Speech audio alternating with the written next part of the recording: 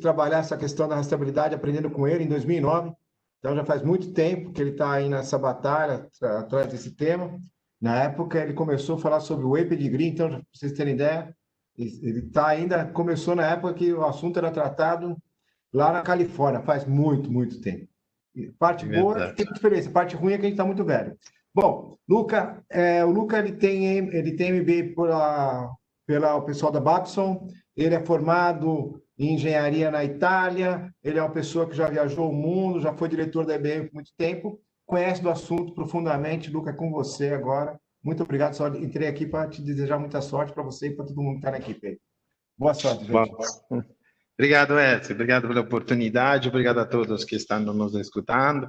Vamos introduzir as pessoas que vão falar hoje, que são muito mais importantes do que eu. Temos o Luciano Oliveira, faz tempo que conheço ele, gerente de logística da Aspen Pharma, o Ricardo Mello, que imagino a maioria de vocês já conhecem, Business Executive da GS1, líder do grupo de trabalho que vai tocar a questão de padronização na integração horizontal.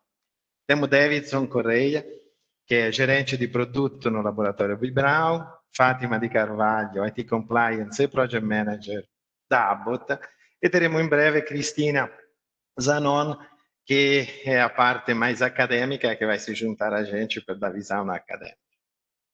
Bom, temos pouco tempo para muita conversa, muito conteúdo. Vamos começar com essa parte de troca de dados entre parceiros comerciais. Com essa introdução do Sistema Nacional de Controle de Medicamentos, vamos ter esse novo nível de dados que devem ser trocados entre os parceiros, que não é só produto, tipo de produto, quantidade e lote, mas agora vamos ter o desafio de enviar os detalhes do que está dentro de uma caixa de transporte, que é um ou mais números seriais. Mas antes de começar a tocar o tema é realmente aquele de entender quais são os requisitos-chave da tecnologia para a integração horizontal entre os elos. Gostaria de passar aqui com o nosso panelista numa ideia geral de qual é a situação e os desafios hoje no lado de integração logística. E para começar, Luciano, gostaria de ter uma visão geral tua de qual é a situação hoje, o que nós temos como desafio que você enfrenta no seu dia a dia, tanto na logística direta quanto a reversa. Obrigado, Luca, pelo convite, obrigado pela produção aqui. Então, se eu fosse focar aqui nos principais desafios de hoje, eu diria que para começar, níveis de estoque cada vez mais baixos, e aí com que a logística seja cada vez mais rápida, efetivamente, quase um just-in-time. Se a gente for olhar para o nosso histórico agora mais recente, numa malha de distribuição aérea, e a gente ainda tem uma restrição de malha aérea, aliado a isso, a gente tem muitas exigências por parte de recebimentos agendados, muita janela para ser cumprida. Então, esse é um desafio num panorama geral. Se eu for colocar ainda no fluxo do dia a dia do trabalho, eu diria que eventuais problemas com comerciais do aspecto de pedido, se o pedido está correto, se está completo, acho que esse é um outro desafio. E trazendo mais para a parte de logística, aí eu diria que os principais desafios é com relação a você separar certo na velocidade adequada, garantir que a entrega aconteça sem avaria, sem extravio, sem atraso, e ainda, se acontecer alguma coisa dessas intercorrências, qual que é o delay que você leva entre a ocorrência, efetivamente, a comunicação do fato para o expedidor e a resolução. Então, isso se a gente for falar de um panorama sem rastreabilidade, sem serialização. Então, acho que esses são os principais problemas já vigentes hoje. E aí você estava até comentando aí da parte de ler as caixinhas, coisa e tal. E dentro desse cenário, aí eu diria que o principal desafio é como que a gente não perde produtividade. Então, à medida que, conforme as entregas forem acontecendo, você tem que ter a recepção da custódia de todos aqueles cereais. Então, como é que isso acontece sem que você tenha perda de produtividade sem que você tenha total certeza da acurácia, né, daquilo que você está recebendo fisicamente e sistemicamente, daquilo que se conecta, né? Esse eu acho que é o principal desafio aí, fazendo esse gancho. Obrigado, Luciano. Vamos passar para o Davidson. Você já tocou alguns conceitos aqui. Primeiro, velocidade na cadeia logística, nível de estoque sempre mais baixo, just in time, reação às ocorrências e garantir, evitar a perda de produtividade. Além disso, obviamente, o conceito de colaboração. Davidson, qual é a tua experiência? Então, primeiramente, boa tarde, Luca. Obrigado pelo convite. Do lado da indústria, né, o nosso maior desafio ele está ligado a um ponto muito importante que o Luciano tocou. Os estoques estão cada vez mais baixos. Então, quando você começa a trabalhar com estoques mais baixos, você tem uma frequência muito maior de entregas. E essas entregas não podem falhar, né? Ou se falhar, o nosso tempo de resposta para consertar esse erro ele precisa ser muito rápido, né? Para não causar esse desabastecimento na ponta. Então, essa questão toda de tempo de reação, o que a gente precisa desenvolver, né, para que essa comunicação ela seja feita de forma bem rápida, bem efetiva, que a gente consiga identificar exatamente o que aconteceu em toda essa cadeia, eu acho que esse é o nosso maior desafio. Né? E isso já existe mesmo se a gente falar da serialização dos produtos médicos. Tocando esse assunto, pegando esse gancho, e como é que isso acontece hoje? Ainda não temos essa serialização, a serialização está chegando. Que será provavelmente um benefício de um lado, que você identifica aquele item, aquela caixa de transporte, e de outro jeito a complexidade que poderíamos ter, ocorrências e eventos, e troca de dados, no qual o que foi enviado, expedido, não é o que foi recebido. Mas hoje, qual é a comunicação entre vocês e os parceiros comerciais de vocês? E além disso, como é que vocês conseguem resolver as ocorrências do dia a dia? Quais são as tecnologias que vocês usam? Davidson, vou deixar isso para você, por enquanto. Hoje em dia, né, as coisas são feitas de forma muito manual ainda, né, porque por mais que aqui no começo da cadeia nós estejamos preparados, nem sempre o meio e o fim está preparado para isso, né, para que a gente consiga fazer essa troca de maneira bem eficiente. Então, a gente tem um range muito grande, né? A gente tem desde você ter que mandar um e-mail, uma planilha de Excel, né, para para passar a sua demanda ou para registrar a sua entrega, até os parceiros que já têm um nível maior de desenvolvimento e que a gente já consegue ter os sistemas integrados. Isso acaba funcionando um pouco melhor, né, com alguns canais de distribuição. Mas, infelizmente, isso ainda não é uma realidade. Assim, uma coisa que a gente tenha uma abrangência muito grande. Então, está limitado essa maneira mais automatizada de se realizar toda essa transferência, né, de material, essas entregas, por conta, exatamente como eu falei, né, de alguns parceiros não terem tanto recurso, a gente ainda acaba estando limitado por todo esse processo manual que ainda é realizado. Principalmente observando a malha logística brasileira, quando você começa a pensar em números de centenas de fabricantes, milhares de distribuidores e acima de 100 mil dispensadores, isso vira realmente um problema extremamente complexo. Fátima, qual é a experiência da Abbott no sentido desses desafios? Você concorda com Luciano e Davidson?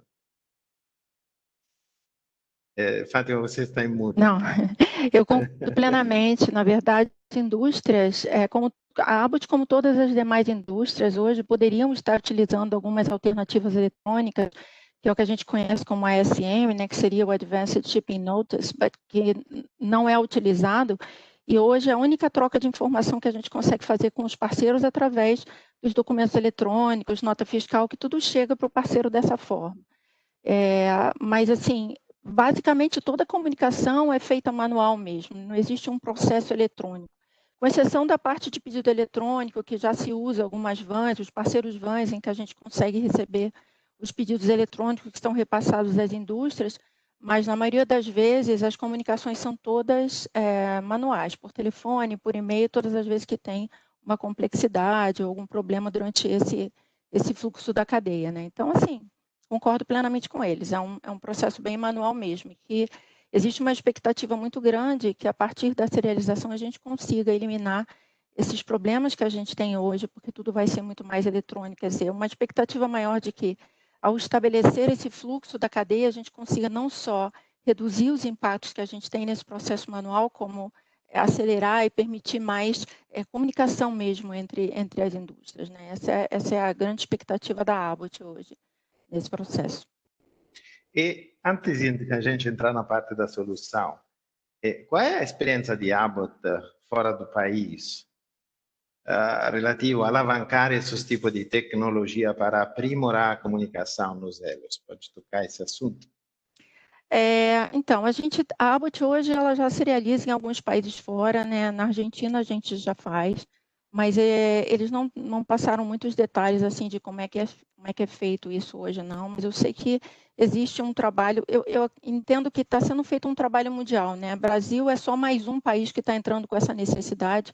Outros países também começaram a manifestar essa necessidade de começar a fazer a comunicação, e a Abbott está trabalhando muito junto deles. A gente tem uma pessoa no time global que ele faz o que a gente chama de trabalho de lobbying, né? Na verdade, ele fica sempre entrando em contato com todos os países, com a parte regulatória, com todas as entidades farmacêuticas dos países, e vai se inteirando de como é que o fluxo está funcionando, para aproveitar para cada país o funcionamento da mesma forma, dentro, obviamente, das condições tecnológicas e dentro das regulamentações que a gente tem em cada país. Mas a gente também está caminhando, né? Lá fora a gente está caminhando também, a gente está promovendo agora a serialização na Rússia, já temos fortemente, obviamente, na Turquia, na Argentina, mas a gente está indo devagar ainda e aprendendo como todo mundo está aprendendo.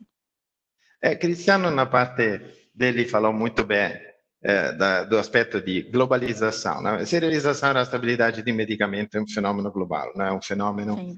que é restrito ao Brasil, certamente começou nos Estados Unidos, foi para a Europa, agora a Rússia, Arábia Saudita, Turquia, praticamente todo mundo está se juntando nesta necessidade. De dois lados, temos Cristiano aqui em visão, tanto de troca de informações, troca de evento, e aí se chama imediatamente, chama a atenção a um aspecto que é o clássico desafio, não? Como é que nós vamos estabelecer uma língua comum entre todos esses parceiros? Sendo que nós estamos aqui com o Ricardo, eu vou tentar pegar esse gancho para pedir ao Ricardo, como é que se implementam padrões de comunicações, qual é o processo, porque isso nasce, e como é que a GS1 ajuda nesse desenvolvimento de modelo de integrações comuns? Ricardo. Ok, obrigado, Lucas, obrigado pela oportunidade de a gente bater um papo sobre todo esse processo. Quando a gente pensa numa cadeia de suprimentos tradicional, eu tenho uma indústria, eu tenho um distribuidor e eu tenho talvez um dispensador no final, pode ser até um varejo tradicional do supermercado. Eu preciso trocar informações com essas empresas, pessoas, para que isso flua de uma maneira eficiente. Quando você pensa de uma maneira simplificada, 1, 2, 3 parceiros delos, é simples de você combinar a mecânica, né, com cada um deles para que isso aconteça de uma maneira eficiente. O problema é na hora que você começa a extrapolar isso para uma escala, e inclusive você acabou de mencionar uma escala global, ter que fazer esses combinados empresa a empresa fica inviável, fica impossível de ser feito. Então, é nesse momento que começa a ter uma importância de um padrão, que é justamente o que você estava falando, é uma língua única, vamos ver, combinada entre todos, que todos acordam em falar aquela língua. E na hora de construir, então, as ferramentas, automações, processos, meios para troca dessas mensagens, todo mundo não tem que se preocupar em fazer esse combinado. Se preocupe em justamente em ser eficiente, em produzir de maneira eficiente, transportar de maneira eficiente e tudo mais, né? E o papel da GS1, não sei se todos conhecem, a GS1 é uma entidade que está presente em 150 países, é criar padrões, é criar essas línguas para que as empresas consigam implementar essas comunicações. Talvez o mais comum de todos é o código de barras que a gente encontra nos produtos. E falando de saúde especificamente, a Anvisa ela decidiu por adotar o Data Matrix, né? Que na verdade é um GS1 Data Matrix. Ele tem um modelo, uma estrutura que a GS1 então criou e por acaso é adotado não só no Brasil, mas como em outros países no mundo, né? Você perguntou também como que nasce um padrão, justamente é isso. A GS1 ela acaba sendo um espaço onde as empresas elas acabam se encontrando e o espaço neutro para que conversem sobre isso. E dali, então, isso é importante. A GS1 ela não cria um padrão da cabeça dela, vamos falar assim, né? Ela transforma a necessidade do mercado, é sempre um alinhamento de mercado em algo que atenda o mercado. Então, a GS1 ela é uma entidade formada com quase 2 milhões de empresas associadas no mundo que se encontram para justamente tentar chegar num acordo e trabalhar para isso, né? Construir algo que permita que elas sejam mais eficientes. Mas é um papel extremamente importante. E aí seria importante também se você pudesse comentar do esforço que você está liderando aqui no Brasil, porque obviamente nós temos isso nas várias implementações. E tenho a sorte ou não de ter participado em outras implementações fora do Brasil. E claramente, quando você tenta ter uma visão só de país, só para resolver alguns casos de uso específico, você perde a possibilidade de globalizar e trocar os seus dados, as suas informações com países diferentes, alavancando e otimizando a sua cadeia logística. O que você está fazendo aqui no país para resolver os dois problemas? Garantir a participação de todos os elos, porque todos os participantes dessas cadeias irão fazer parte dessas comunicações e ajudar a gente a desenvolver algo que seja um padrão aberto, que seja um padrão que possa comunicar até fora do Brasil. Ótimo. Como o Cristiano vem mencionando sempre, e a última vez foi na sessão anterior, a preocupação da Anvisa foi em definir o modelo da comunicação, as comunicações do evento de rastreabilidade para a Anvisa.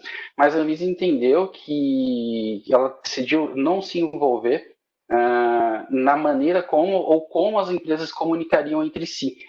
Você precisa ter essa comunicação entre as empresas para que você consiga ser eficiente e trabalhar melhor. Um exemplo que também foi mencionado na sessão anterior é a questão da caixa de agregação.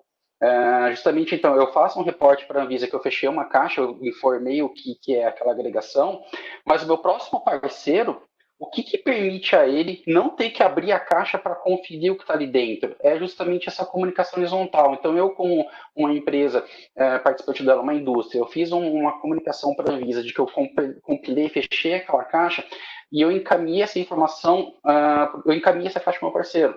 Encaminhar a informação do que eu enviei para ele permite que ele não precise abrir uma caixa e fazer a conferência item a item, né?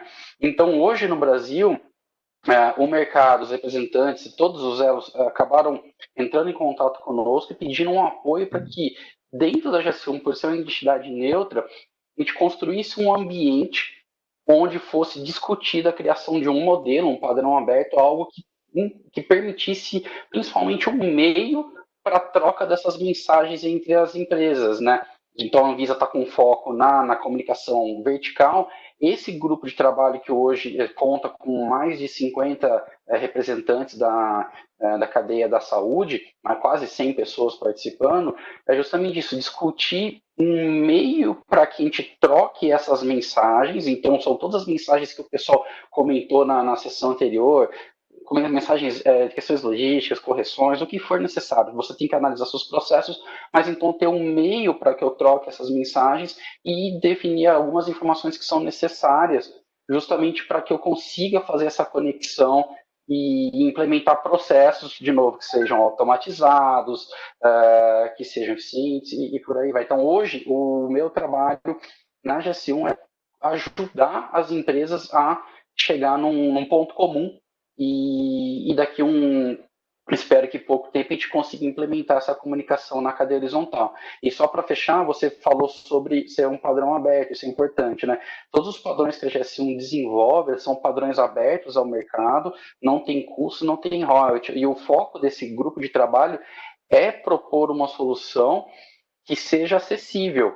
Também foi mencionado na outra sessão, você tem lá na ponta, pequenos distribuidores, pequenos varejos. Se uma proposta dessa for muito complexa, muito cara, isso acaba deixando esse pessoal de fora, e não é o objetivo. O objetivo é que esse formato atenda a outros, estão sendo simples e sendo aberto, né, de fácil implementação, baixo custo. É claro, vamos tocar em breve o que são todos esses pilares. Você claramente é o primeiro, é o ponto focal.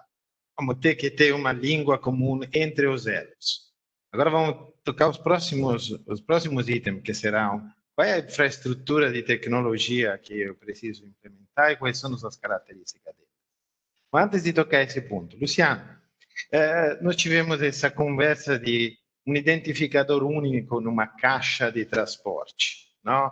Para que eu não precise, depois de uma agregação, no momento que eu recebo esse material, seja obrigado a abrir essa caixa e conferir números seriais de 1 a 1. Luciano, qual é a importância desses tipos de identificadores exatamente para garantir a velocidade e a acuracidade que você estava descrevendo anteriormente no processo logístico? Luca, na minha opinião, é fundamental, né? Porque imagina, por exemplo, num processo de um recebimento onde você tem uma carreta lotada, né? Ou seja, 32 pallets ali. Imagina se você tiver que pegar essa carreta e fazer toda a leitura de unidade a unidade, né? Assim, você tem que fazer, no mínimo, a leitura de pallet a pallet, onde naquele momento você está absorvendo todos os... Porque senão o processo vai literalmente travar. Se você tiver que fazer a leitura de unidade a unidade, imaginando um recebimento de uma carreta, vai levar quanto tempo para fazer isso? Né? Quantas horas você vai levar para fazer um processo de recebimento? É inviável, na minha opinião, pensar nesse processo de forma manual, né? Sem que as indústrias consigam trocar horizontalmente as informações do que está agregado, como que isso está. Né? Eu não consigo imaginar, eu diria que é uma ruptura do processo se houver essa integração. Claríssimo, claríssimo. Esse era o ponto mais interessante. E aí aqui estamos falando de padrões de comunicações, automatizações de processo, e você começa a imaginar até processos que começam a andar de uma empresa para outra, sendo que as informações que você produz na parte de digitalização devem fluir ao longo dessa cadeia. Ótimo. Davidson, e no teu caso, o que você acha da importância dessa integração de dados e da automação dos relativos processos? O primeiro ponto, né, para essa integração de dados passa até pelo que o Ricardo falou, né? A gente ter uma padronização. Não que ela seja, a não existência dela seja um impeditivo, mas ela é essencial para isso. Para que a gente consiga, né, como o Luciano também já citou aí, uma vez que a indústria, né, fez uma remessa de uma série de itens, né, você quer encher uma carreta e chegar lá no seu destinatário, você ter que bipar tudo novamente, né, é retrabalho, né? Então, existindo um padrão e toda essa rede se comunicando, isso vai tornar essa transferência de material muito mais efetiva, muito mais confiável, né, e muito mais segura. né? Então, você vai reduzir muito o retrabalho no momento em que você recebe. Imagina se você também tiver... Você vai mandar para o seu canal de distribuição e depois para os dispensadores ou para os hospitais, para as farmácias. Então, trabalhos desnecessários sendo realizados várias vezes, né? Uma vez que, se você fez na origem e você tem um padrão e está tudo interligado, você reduz drasticamente a complexidade do seu processo. Ótimo. Fátima, imagino que você concorde com esses comentários. Algo para adicionar? Sim, eu concordo plenamente com o que eles estão falando, porque, sem dúvida, a partir do momento que a gente tenha uma codificação única, uma forma de facilitar com que as remessas sejam recebidas, identificadas ali, para que a gente não tenha que fazer um a um. Mas tem um ponto muito interessante também que a Abbott levantou muito, que é a questão do transporte, né? Porque a gente sabe que o transporte ele não está incluído hoje pela Anvisa na parte de rastreabilidade, e muito do que acontece durante o transporte, do momento em que você despacha o seu pallet fechado até o momento que ele chega no seu cliente, seja um hospital ou seja um cliente grande, uma grande empresa, o transportador, para poder utilizar melhor o espaço que ele tem dentro do caminhão, ele começa a desmontar os pallets e juntar, né, consolidar em pallet maior. Então, eu acho que uma das coisas que tem uma expectativa muito grande é que nessa integração que a gente vai fazer, que a gente consiga também incluir essas transportadoras de forma que elas também possam utilizar alguma forma de identificar aquele material que foi separado, aquela caixa que foi separada, ou aquele pallet que foi separado pela indústria e que foi enviada pelo cliente, para que no momento em que chegue no cliente, chegue corretamente, né? Para que não aconteça dele receber um outro produto, ou receber um produto de uma outra indústria. Então, existe uma expectativa muito grande que a gente consiga também resolver essa questão que hoje é um problema para a gente dentro da cadeia, né? Então, o transporte é algo que a gente precisa considerar.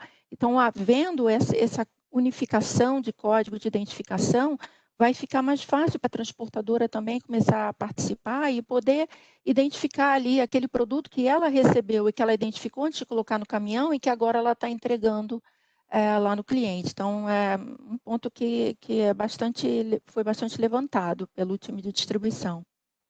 Muito interessante, ou seja, de um lado nós temos a integração vertical, onde nós temos atores bem definidos, detentor de registro, o distribuidor, o dispensador. Mas existem atores na cadeia logística que são extremamente importantes. Operador logístico, transportadoras e todos aqueles que fazem parte desse processo. E o que você está indicando é como é que nós poderíamos alavancar eles como fonte de informação entre os vários elos para detectar eventos que possam acontecer com a mercadoria, garantindo uma rastreabilidade ponto a ponto completa. Isso é extremamente interessante. Luciano, exatamente. Algo para agregar nisso? Qual é a sua opinião? Acho que muito válido o ponto que a Fátima colocou, né? Porque como que a transportadora ajuda o processo, porque hoje, dependendo se tem uma troca de volumes, dependendo da situação atual, se o produto for o mesmo, tudo bem, né? Porque o conteúdo da caixa é o mesmo, mas pensando num processo de estabilidade, se trocou uma caixa, nunca está muito bem, tudo bem, porque os números cereais trocaram. E aí, todo sentido de transporte consegue também acesso a níveis de informação, de agregação para otimizar. Eu acho que isso traz até uma maior agilidade no processo, com a possibilidade de minimização desses erros de transporte. Bom, agora vamos tocar o próximo passo do requisito. Aí nós resolvemos a parte de padronização, alavancando, por quanto seja possível, experiências globais, os padrões de comunicações que já estão sendo adotados aqui no Brasil, tanto de um ponto de vista de um XML, de um formato e de identificadores, quanto potencialmente de experiências. Mas vai ter uma necessidade, que é a primeira que vocês vão enfrentar. A primeira é a minha infraestrutura de comunicação e infraestrutura de TI. É adequada para suportar esse novo tipo de comunicações? Eu escutei alguns termos aqui. Tempo real, identificar parceiros que estão distribuídos, reportar informações em tempo real de parceiros que posso até não conhecer, em sei qual é o caminhão que está transportando a minha mercadoria. Como é que vocês enfrentam esse problema de escolha de uma infraestrutura de tecnologia e uma infraestrutura de comunicação? Quais são os passos que vocês estão começando dentro das vossas empresas? Eu vou começar com Davidson. Pode dar um pouco de luz no que vocês estão fazendo? O começo é sempre difícil, né? Você vencer a inércia é um pouco complicado, mas às vezes a gente fica tentando pensar, né, no ótimo, né, na melhor maneira, né, na maneira perfeita de se fazer, e os processos acabam não andando. O primeiro passo, assim, é o que nós já temos, tentar fazer a adequação, né, a todo esse processo. Não é chegar, assim, trazer algo totalmente novo e desconhecido, né, para as pessoas que operam os sistemas. Pegar o que existe, né, entender o que precisa ser acrescentado nisso daí para tornar realmente efetiva essa transmissão da informação. Essa questão toda da serialização, ela vai fazer com que assim, a gente tenha que dar um salto grande, né? É algo que não, assim, a gente não foi galgando degrau por degrau, né? Nós vamos ter que dar um salto importante, né? E é imprescindível que isso seja firme. Então, nada melhor do que melhorar o que nós temos, né? E adequar a essa nova necessidade. Eu acredito que dessa... Pode falar? E isso aqui é um processo, classicamente você chamaria de um processo nível 4, nível 5, que é relegado ao time de tecnologia ou realmente se considera como um processo de colaboração entre empresas. Em outras palavras, vocês estão adotando uma tecnologia focada, uma metodologia focada na pura tecnologia ou realmente vocês estão começando a se comunicar com os próprios parceiros comerciais e ver como isso deveria acontecer e quais são os impactos nos processos de negócio de vocês? Como o próprio nome diz, né, parceiro, né? Então, assim, não pode ser algo que, por nós somos a indústria, né, colocarmos isso de cima, não de cima para baixo, né, considerando isso como horizontal, mas empurrar isso, né, para os nossos parceiros, né. Isso tem que ser desenvolvido em conjunto, porque não adianta eu implementar só do meu lado e não levar em consideração os obstáculos que o meu parceiro vai encontrar para implementar do lado dele, né? Eu posso ter o melhor dos mundos aqui na indústria e o meu parceiro de logística não conseguir me acompanhar, eu tive um trabalho inútil, né? Então, todos os elos, né, dessa corrente têm que realmente estar interligados. A parceria ela realmente tem que existir. Só dessa forma vai funcionar. Claro, não é uma mera escolha de uma plataforma tecnológica e as coisas vão acontecer. E o que é a experiência dentro da Aspen Pharma, Luciano? É muito disso que o Davidson falou, da linha de parceria, efetivamente, de buscar um alinhamento com os parceiros, efetivamente, para buscar a melhor forma.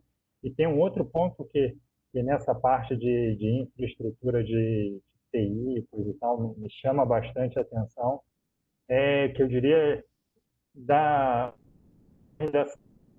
diferentes provedores também estarem de alguma forma conectados, né? Daria o processo de troca de informação, porque eu penso da seguinte forma: imagina que tem um determinado distribuidor com todas as suas centenas de indústrias, enfim, como é que ele vai fazer para pegar o dado de cada um, né? Então, acho que voltando um pouco na história da padronização, acho que ajuda muito a padronização e ajudaria ainda mais se todos esses provedores de alguma forma tivessem conectados como uma espécie de uma uma cloud geral, né? Onde o não fornecedor, mas aquele que está recebendo não precisasse se conectar individualmente com cada um, né? Imagina se cada indústria não adota um padrão, se cada indústria adota um provedor diferente, específico, o cara que comprar da indústria inteira está perdido para conseguir fazer todas as conexões, né? Enfim, esse é um outro ponto que eu acho que é importante do segmento farma, está todo ele unido em todos os seus elos para fazer com que tenha essa junção, essa conexão como um todo. Em outras palavras, os provedores do outro lado devem garantir essa interoperabilidade, que não é só baseada em padrões, mas realmente em facilitar as comunicações entre os participantes, como num conceito de uma rede, correto? Onde, esquecendo quais são os detalhes de cada nó da rede, no sentido de tecnologia que eles adotam, mas entre as redes as comunicações devem fluir em maneira livre e, obviamente, como você falou, em tempo real. Fátima, em termos de procurar uma plataforma de comunicação, porque o sistema farma é um sistema regulado, tem processo de validação, tem uma parte extremamente importante que é a segurança dos dados, a confiabilidade dos dados, garantir que os dados possam fluir. Deve ter também uma parte de colaboração que o Luciano estava descrevendo no início da nossa conversa. Não é só trocar os dados, mas depois, se algo acontecer, precisamos ter os mecanismos de comunicação para definir como isso deve ser resolvido. Quais são os critérios que a Abbott usa na busca de uma plataforma de comunicação adequada? Bom, a Abbott tem um time global que está muito focado em trabalhar nessa questão. Existe sim um padrão global que eles gostariam que fosse utilizado. A gente sabe que existem padrões mais simples, mais complexos, mas existe alguma coisa que eles já estão propondo sim, eu acho que é o que se tem falado fortemente nessas conversas, mas ela está muito propensa também a se adaptar àquilo que o mercado vai trazer de melhor, né? Aquilo que a gente sabe que o Brasil tem condição de atender. Porque não adianta também a gente puxar por aquilo que é o mais complexo ou que é o melhor para a gente, se a gente não sabe se os demais membros da cadeia terão condição de fazer a mesma coisa. Então, a Abbott ela quer trabalhar muito próxima da necessidade do todo, porque não vale a pena, como o Luciano estava falando, o Davidson reforçou assim, não vale a pena a gente trabalhar individualmente, porque isso é melhor para mim, eu vou passar para frente, o outro vai ter que se virar para receber a informação ou não garantir a integridade das informações, até porque a integridade de dados é o que a gente hoje tem de mais importante dentro da indústria farmacêutica, né? Todas as indústrias estão sendo cobradas a garantir a sua integridade de dados. Então, sim, claro, a gente tem um padrão global e seria muito interessante que se pudesse estabelecer esse padrão também para o Brasil, porque eles buscam para que isso seja implementado globalmente, mas eles estão abertos. Então, sempre que possível, esse time global participa de algumas reuniões para poder saber o que está sendo discutido pelas indústrias, pelo varejo, né, pelos hospitais, enfim, por todos que estão envolvidos nesse fluxo, o que está sendo discutido e o que eles podem promover de sugestão dentro do vasto conhecimento que eles têm dessa parte tecnológica. Né? Acho que é bem por aí que a gente está indo. Obrigado. E agora vou voltar à pergunta, mas continuando nesse lado da colaboração, nós temos o mundo da indústria, nós temos o exercício da GS1, temos também um papel fundamental, que é aquele acadêmico, que aqui no Brasil é desenvolvido de maneira principal da USP, com GAESES, etc., em colaboração com a Anvisa. Cristina, sendo que você se juntou a gente, o que você acha seja o papel das várias associações em garantir que todo esse sistema possa funcionar em uma forma extremamente eficiente? Olá, boa tarde, estão me ouvindo bem? Muito bem. Obrigada aí pela oportunidade e eu, em resposta aí à pergunta de vocês, eu estava ouvindo todo o debate, o que eu percebo é que para a gente conseguir uma unanimidade de comunicação, uma padronização, precisamos envolver as entidades. Temos o Sindusfarma, que congrega todas as indústrias farmacêuticas. temos a Interfarma, que são as indústrias de pesquisa. Por parte do varejo, temos a Abrafarma, pela distribuição, temos a Bradilan, a Abafarma. Então, é muito importante que todos, esse elo da cadeia, que envolve a indústria, o varejo, o atacado, o distribuidor, se conversem. Para quê? Porque senão cada um começa a fazer alguma coisa, né? Cada um começa a fazer as coisas do seu jeito, e a coisa, realmente, você não consegue ter a unanimidade de comunicação colaborativa e que todos possam participar. Eu, já há algum tempo que eu tenho contato com a maioria dessas entidades, a ANAC, tem várias, né?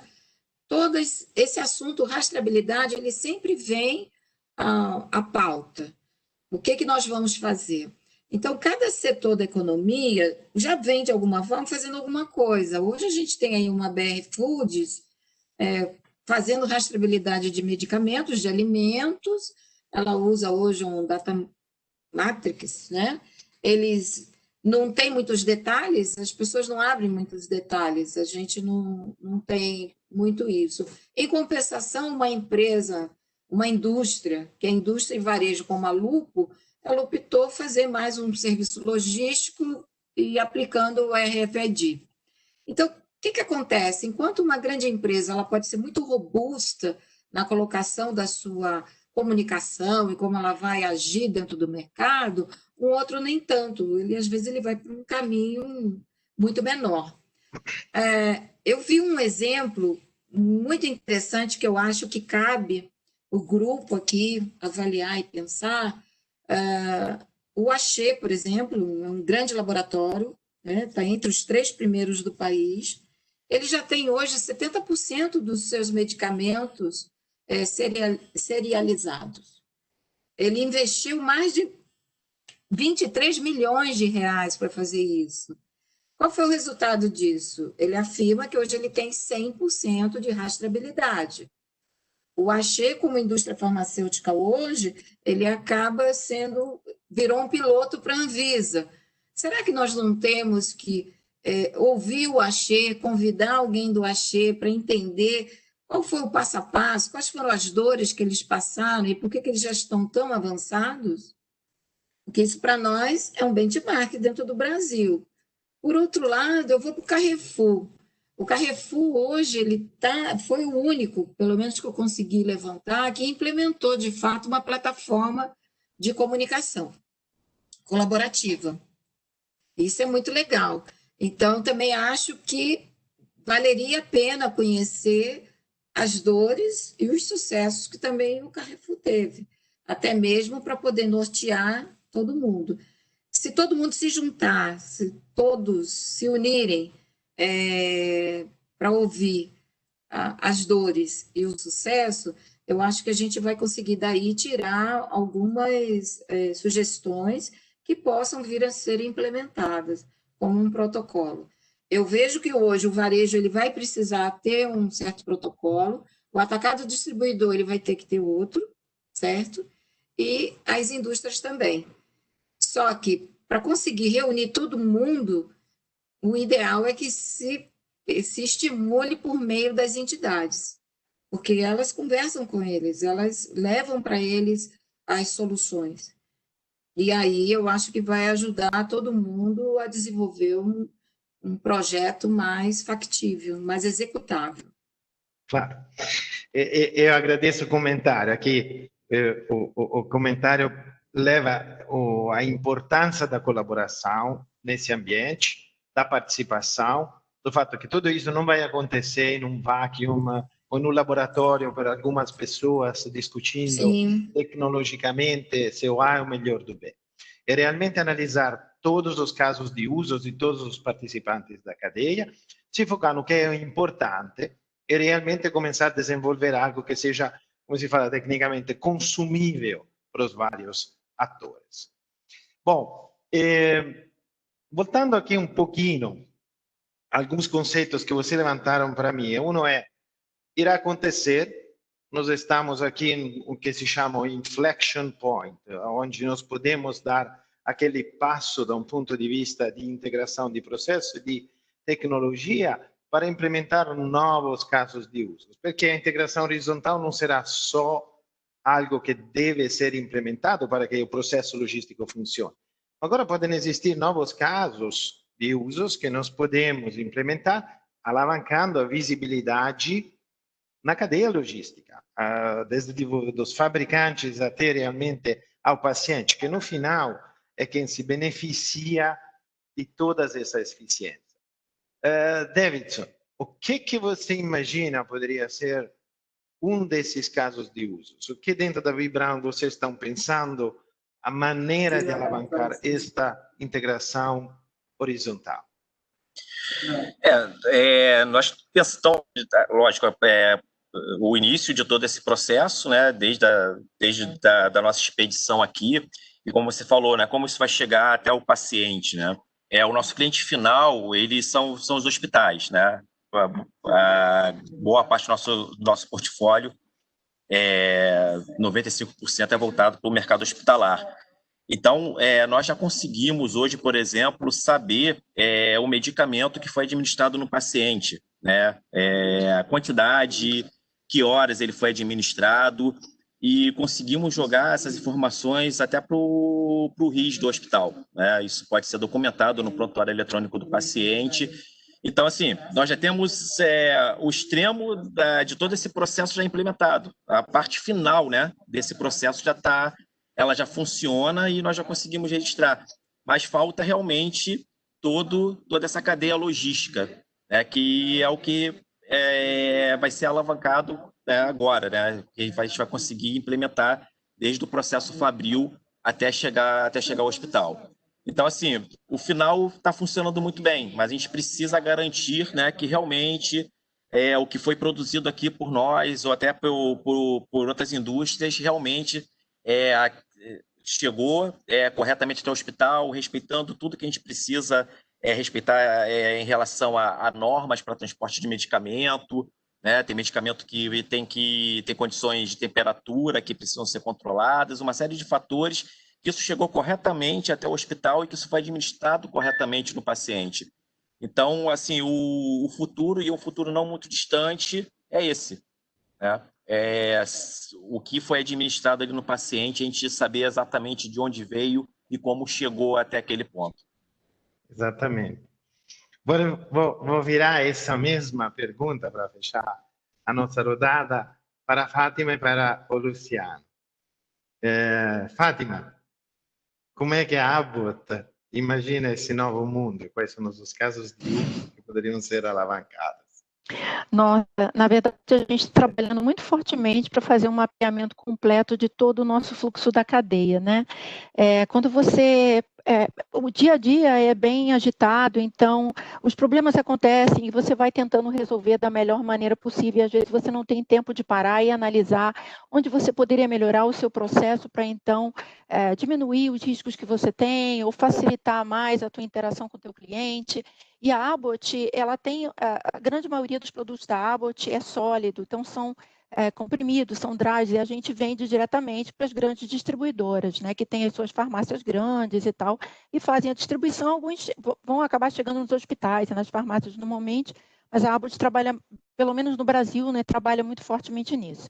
A gente tem hoje também alguns produtos nutricionais que estão virando medicamentos, e esse está sendo o nosso maior gargalo, porque os nutricionais vêm de um país da América Latina que não está preparado hoje para ser realizado da forma como a gente precisa.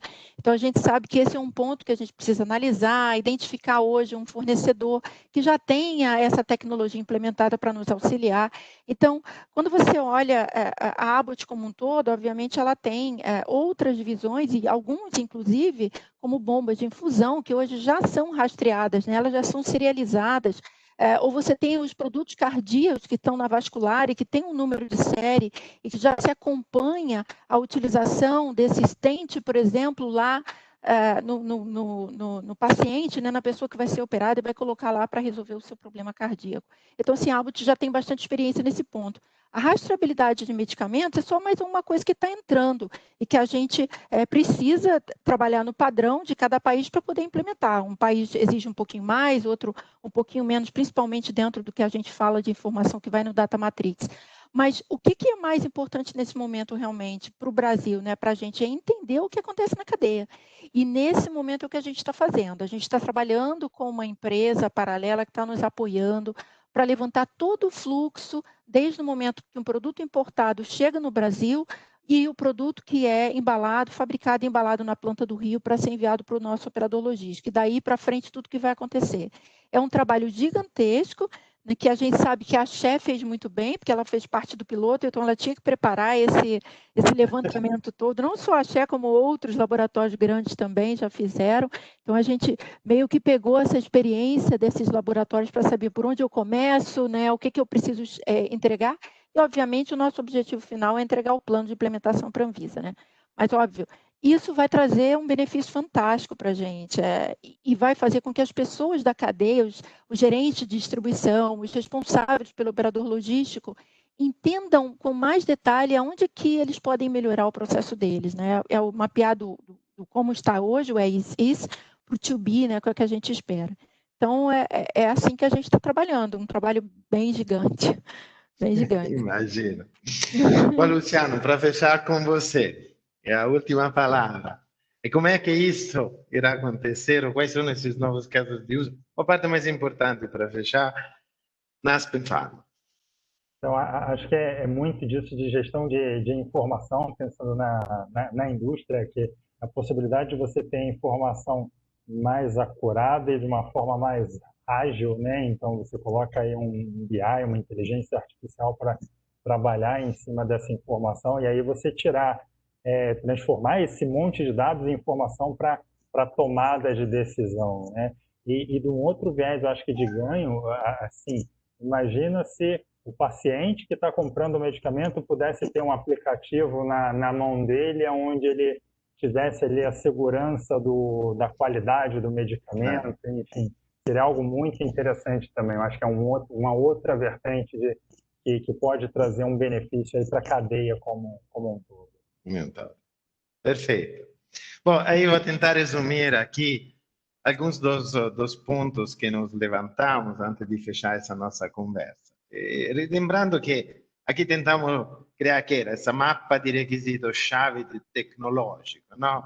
Para poder implementar a integração horizontal. E dos vários comentários, não? Nós vamos precisar desse processo de integração horizontal, entendemos que é complexo, como a Fátima descreveu agora, eu preciso mapear todos os meus processos para entender o que acontece aos meus produtos, não só na parte interna, mas na parte externa. E para que depois essa comunicação possa acontecer, eu preciso de uma padronização. É importante a participação ativa. A Cristina comentou com a gente a importância das associações em ativamente fazer parte, obviamente, do grupo de trabalho da GS1, para que o modelo escolhido pelo Brasil seja abrangente e inclua todos os elos, seja algo que é desenvolvido para atender o Brasil. Não só a grandes indústrias, não só o grande distribuidor ou grande dispensador, mas todos os participantes. E como a Fátima ilustrou, deve garantir até a participação de quem não é obrigatoriamente incluso na transmissão vertical, como, por exemplo, um operador logístico ou um transportador. A outra parte, esse não é um requisito puramente tecnológico. Existem passos e escolha tecnológica extremamente importante, mas a parte mais crítica é esse processo de integração visto como caso de negócio. E depois vamos na parte tecnológica. Qual é a infraestrutura de TI que eu preciso escolher? Vocês já mencionaram. Deve suportar comunicações que sejam em tempo real.